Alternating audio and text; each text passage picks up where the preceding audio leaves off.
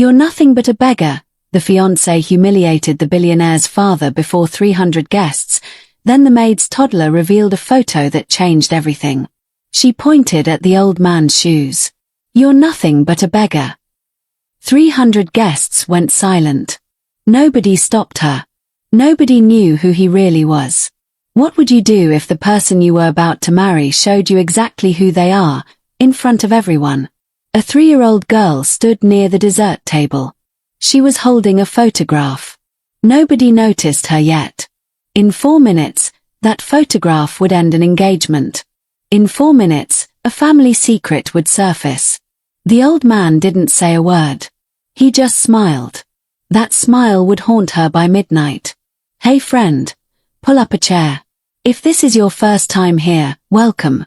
We tell real, emotional stories about ordinary people caught in extraordinary moments, the kind that make you call your mom afterward just to hear her voice." Quick question before we dive in. Where are you watching from tonight? Drop it in the comments. I love seeing where this little community stretches to. This story is going to make you question how well you really know the people closest to you. And stay for the last 30 seconds. That photograph changes everything, and I promise you won't see it coming. The coffee machine in the penthouse kitchen made a sound like a small sigh every morning at 6:15, and Daniel Bennett had learned to wake up right before it, so the first thing he heard each day wasn't an alarm but something closer to peace. He lived on the 40th floor of a glass tower in downtown Seattle, in a unit with views of Elliott Bay that real estate agents like to call unbeatable and that Daniel, most mornings, barely looked at.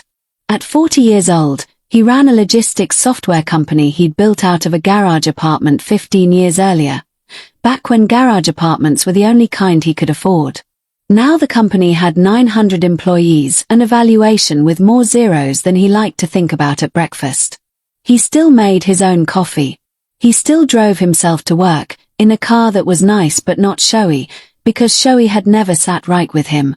What people at the office didn't know, what almost nobody knew, was that Daniel Bennett had grown up in a 2-bedroom rental in Tacoma with a father who fixed washing machines for a living and a mother who passed away when Daniel was 19.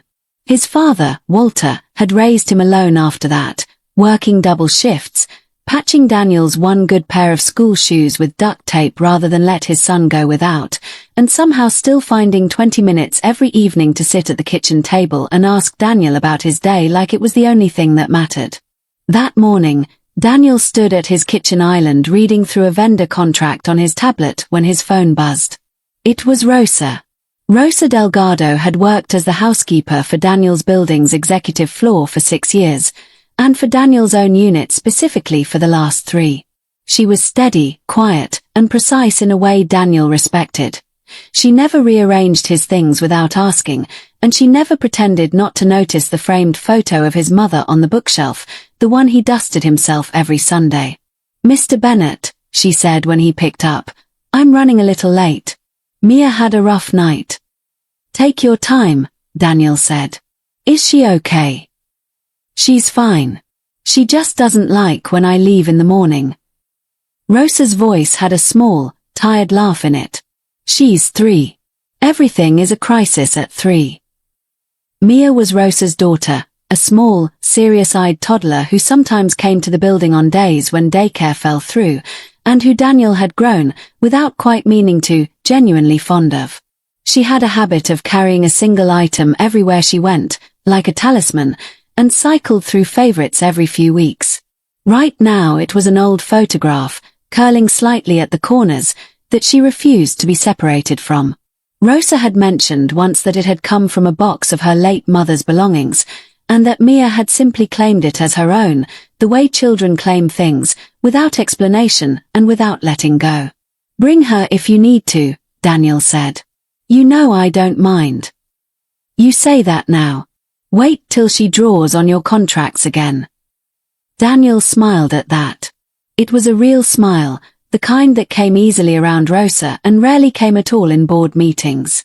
Later that afternoon, his phone buzzed again, this time a text from Vanessa Cole, his fiancée of 4 months. "Don't forget. Tonight is about optics. Everyone who matters will be there.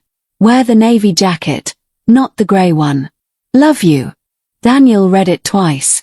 He typed back a thumbs up, because it was easier than saying what he actually thought, which was that he'd grown tired of being told which jacket mattered. Vanessa was 30, striking in the specific, curated way of someone who had spent years learning exactly how to be looked at. She moved through Seattle's social circuit like she'd been born into it, though Daniel had never quite gotten a straight answer about where she'd come from before 3 years ago, when she'd appeared at a charity gala on the arm of a hedge fund manager twice her age and somehow ended up, by the end of the night, exchanging numbers with Daniel instead. He'd found it flattering at the time. He still told himself he found it flattering. Their engagement party was tonight. 300 guests, a ballroom downtown, string quartet, the whole production Vanessa had planned down to the napkin folds. Daniel hadn't argued with any of it. He rarely argued with Vanessa about anything anymore. It was easier to let the current carry things where it wanted to go. There was one person he'd insisted on, though, against Vanessa's mild protest that the guest list was already full of the right people. My father's coming, Daniel had told her, in a tone that didn't leave room for negotiation. Of course, Vanessa had said, smiling in the way she smiled at photographers. I can't wait to finally meet him. What Vanessa didn't know, what Daniel hadn't